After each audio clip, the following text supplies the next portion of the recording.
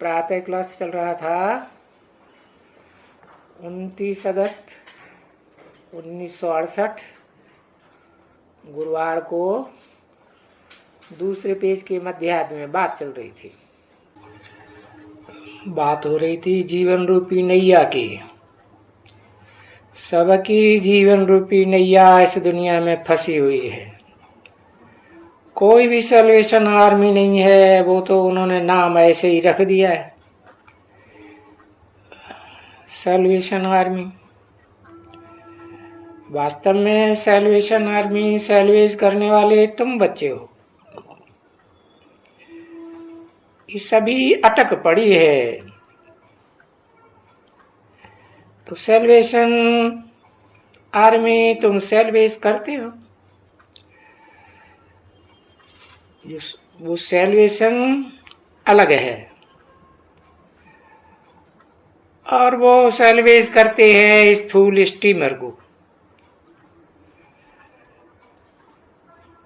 जो जो स्टीमर कहाँ अटक पड़ा है नीचे जा करके,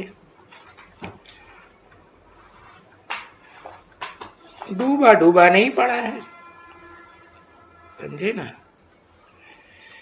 जैसे अभी सूरज कैनाल है, सुएज कैनाल है,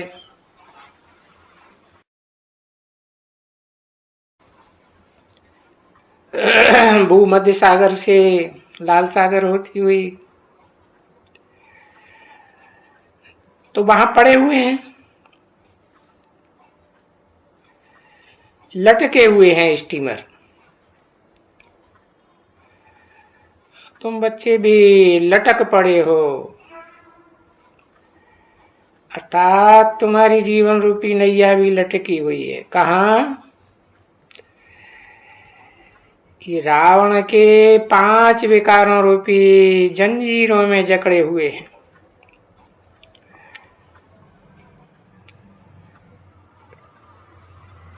तो सुप्रीम सोल बाप आकर के कहते हैं ना,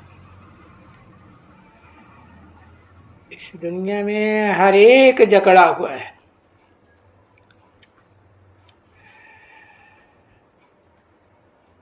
तो वो कहते हैं ना कि मुझे लिबरेट करो, सैल्वेज करो। अच्छा, ये भी कहते हैं ये बेड़ी डूबी हुई है। और बाप भी पत्रों में लिखते हैं कि अगर तुम बाप की यात्रा, बाप की याद की यात्रा में रहेंगे तो तुम पार जरूर हो जाएंगे। क्योंकि यहां आकर के इस दुनिया में, नार की दुनिया में फंसे हुए पड़े।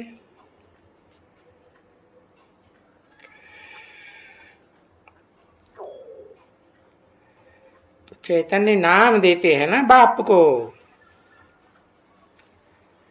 सच्चेतन आनंद, और वो बागवान कहते हैं। तो भी तो बहुत अच्छा समझाते हैं। ये तो बिल्कुल ही कॉमन एक बात है अभी इस समय में। यूं नहीं तो कोई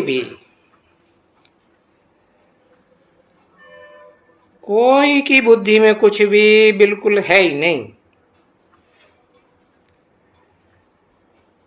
तभी तो पत्थर बुद्धि कहा जाता है।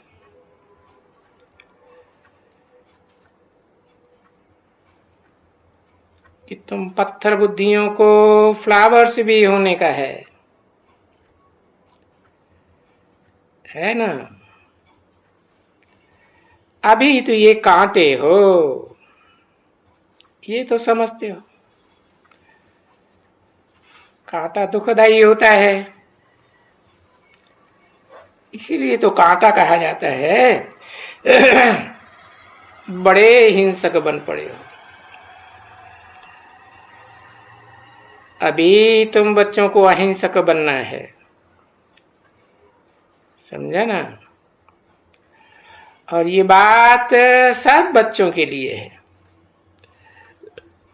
क्योंकि अगर समझो कि कोई जो आते हैं धर्म स्थापना के अर्थ धर्म पिताएं, वो भी तो पहले पहले पवित्र ही आते हैं ना, पवित्र धाम से आते हैं, वो कोई अपवित्र तो नहीं। बाप ने समझाया है, कभी भी कोई भी पहले पहले कभी भी कोई सजा नहीं खाते हैं, क्योंकि पहले सात्विक आत्मा होती है, सात्विक कर्म करती है।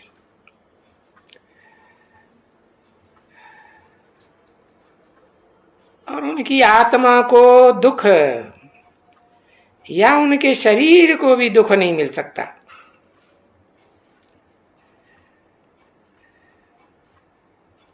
क्योंकि जहां प्योरिटी होती है वहां दुख कैसे होगा।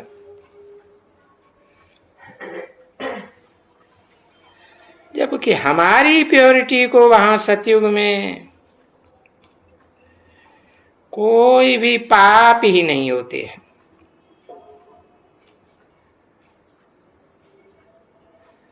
जब हमारी प्योरिटी को पाप नहीं होते हैं तो जरूर दूसरों का भी पाप नहीं होता है ना। तो ये विचार से बहुत मंथन करना होता है। अभी जो इस विचार में भी रहें, मंथन करें, तो समझ में आ जाता है कि अभी वहां से कोई आते हैं, अच्छा कोई अपना धर्म स्थापन करने आते हैं, कई धर्म पिताएं आते हैं ना बच्चे, और उनके धर्म की डायनेस्टी भी चलती है, क्योंकि एक डायनेस्टी ये सिख धर्म की भी डायनेस्टी चली है, थोड़ी चली, बाकी कोई की डायनेस्टी नहीं चली है। छोटे छोटे जो ऊपर वाले हैं ना, ये जैसे सन्यासी हैं, तो इनकी कोई डायनेस्टी थोड़ी ही चली है, कोई राजाएं थोड़े ही बने हैं।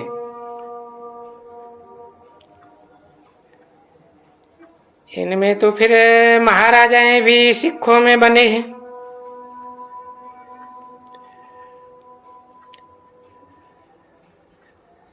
अभी तो है ना, सिख लोग में महाराजा लोग भी हैं। बाकी तो वास्तव में इस दुनिया में और कोई भी डायनेस्टी नहीं हुई है।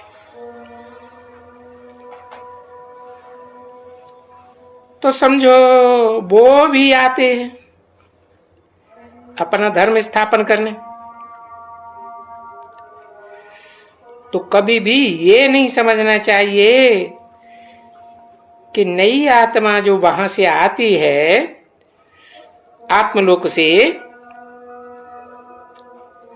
जैसे बाबा क्राइस्ट के लिए भी समझाया था, जिसका कनेक्शन है तुम्हारे से,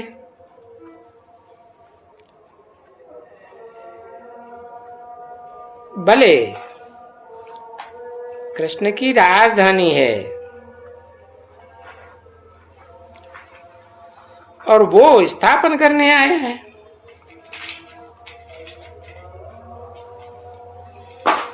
कृष्ण के लिए ये भारतवासी समझते हैं कि इसने भी आदि सनातन देवी देवता धर्म की स्थापना होती है।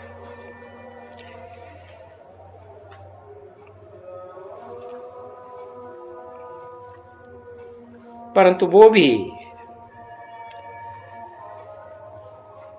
कृष्ण ने राजधानी स्थापन की, ये एब्सोल्युटली रॉन्ग है। क्योंकि नाम के पिछाड़ी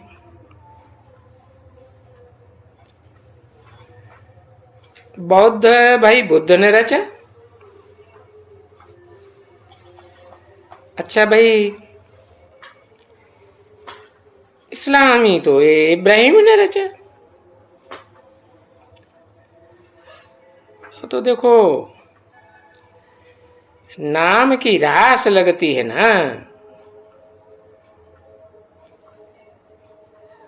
और धर्म से नाम तो तिरता है ना। तो क्राइस्ट देखो, क्रिश्चियन का क्राइस्ट नाम आता है, धर्म पिता का। और ये है देवी देवताओं की डायनेस्टी, ठीक है ना। तो अभी उस धर्म पिता का नाम कहाँ है, वो कहाँ है? तो अभी तुम बच्चों ने जाना है कि वो देवी देवताओं को बनाने वाला फिर बाप है ना।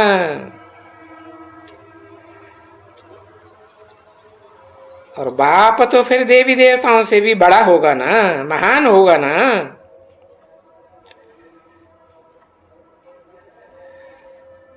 तो बाप ही आकर के ये देवी देवताओं का धर्म स्थापन करते हैं।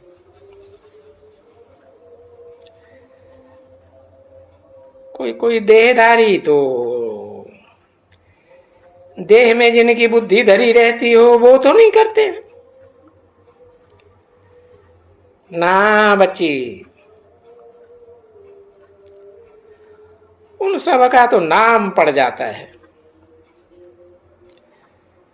जो जो भी धर्म स्थापन करने आते हैं उनका नाम पड़ जाता है। अब तुम्हारा क्या नाम है भला बताओ तो। अभी धर्म स्थापन कर रहे हैं ना, तो कहाँ है वो डायनेस्टी? 29 अगस्त 1968 की प्रातः क्लास का 3रा पेज। फिर देखो, नई दुनिया में डायनेस्टी हो जाती है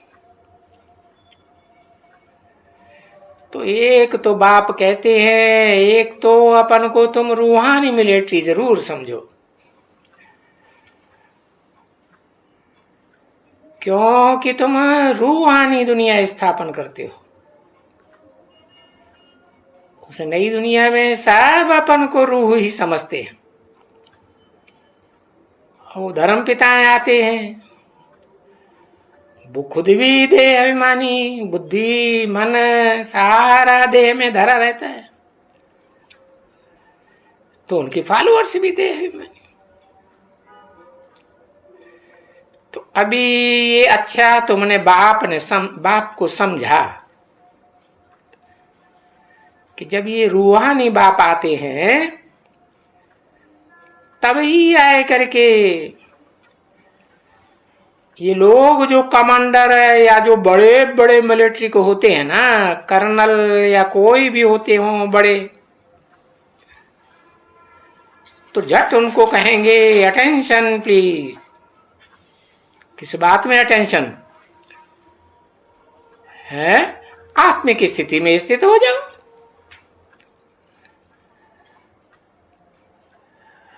तो जो बड़ा है वो दो बड़ा एकदम खड़ा होकर के ऐसे देखते रहेंगे, परंतु अटेंशन में किसको याद करें? वो तो बेचारा जो जो जिस धर्म का होगा, उन देहधारी धर्म गुरुओं का होगा या पंथ का होगा, कोई भी फलाने फलाने का होगा, तो ये तो उनको बैठ करके याद करेंगे। याद करेंगे, हम तो शांत।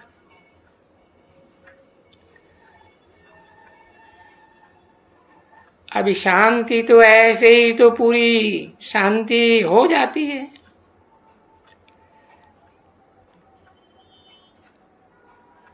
कि भाई देह को याद करने से शांति हो जाए, नहीं तो ये अपन को आत्मा समझ करके कि भाई मेरा स्वधर्म ही शांत है, उस शांति में रहें। और फिर क्या याद करें, किसको याद करें? वो तो हुआ शांत में रहना, तो याद किसको करें? तो वो याद करने का तो कोई को किसी को ज्ञान मिलता ही नहीं है, जिससे उन सब के पाप कट जाए। अब अशांति को क्या करें? बोलते बोलते शांति शांति घुट जाएंगे और क्या करेंगे?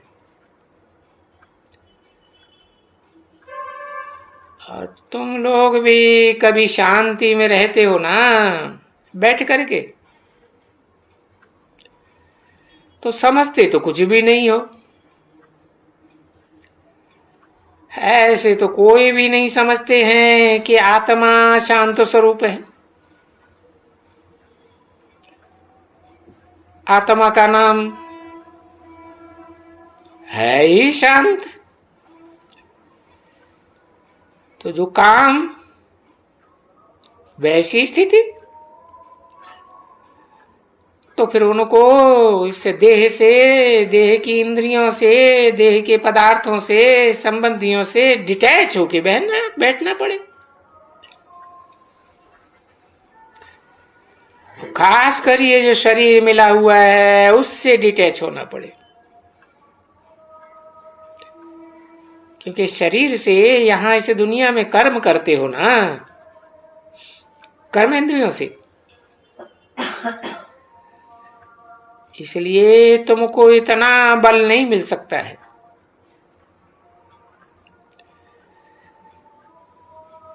जो तुम उस डिटैच होने की स्थिति में बैठ सको।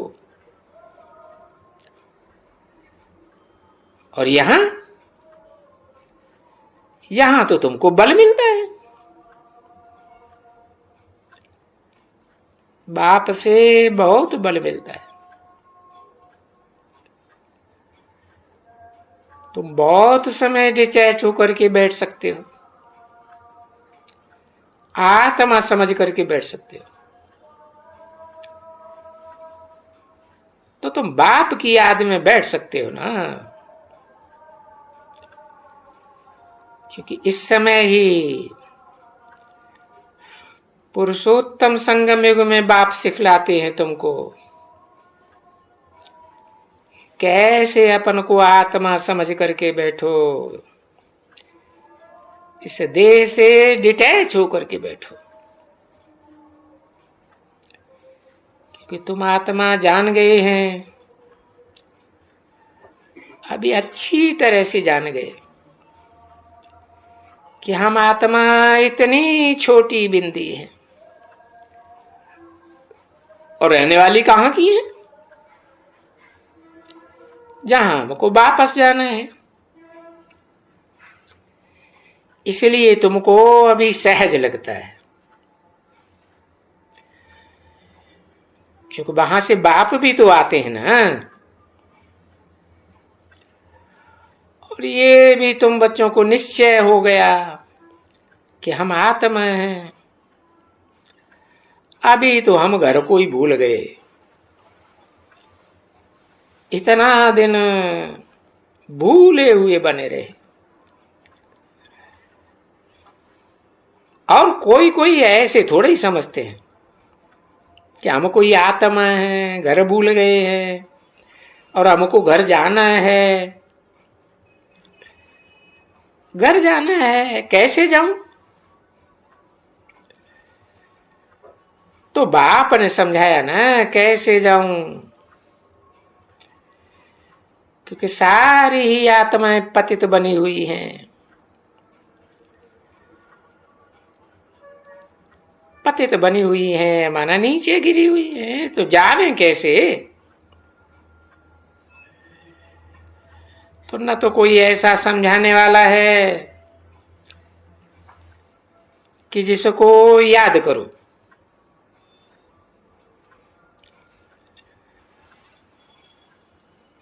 जिसकी बुद्धि ऊंचते ऊंच धाम में लगी रहती हो, कोई है क्या? क्यों? अरे ये तो एक ही सुप्रीम सोल है, सब आत्माओं का बाप। तो देखो बात बहुत थोड़ी ऐसी है, और पाई पैसे की बात है याद करने की। किसको याद करो? भगवान को याद करो। है कौन भगवान? अरे फलाने फलाने को याद करो। तो ये बहुत ही कहते रहते हैं कि भाई उनको जपो। अरे जपें किसको? पहले उसको याद तो करेंगे।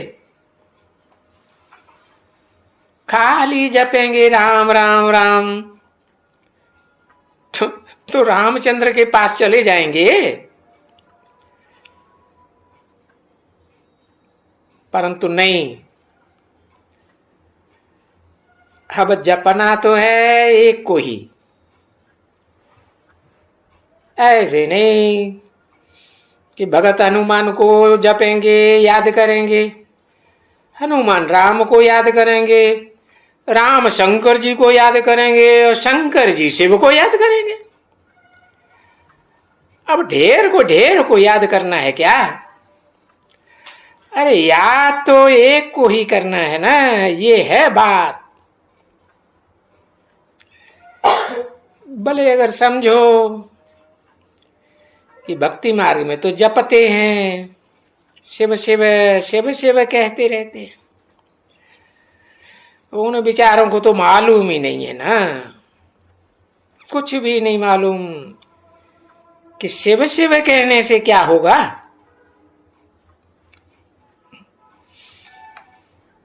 शिव शिव कहने मात्र से कल्याण हो जाएगा दुनिया का।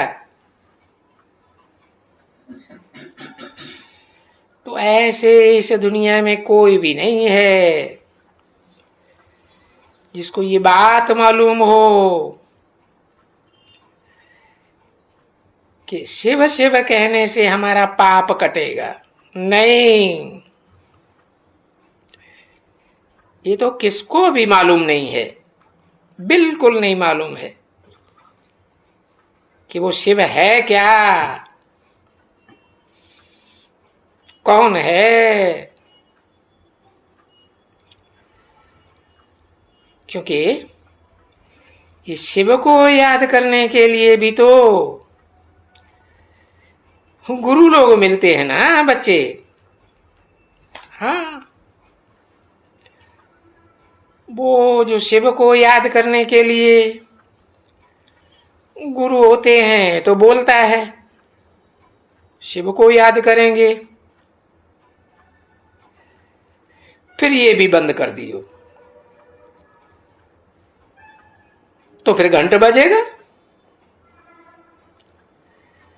अब शिव के मंदिर में घंट तो बजता ही है।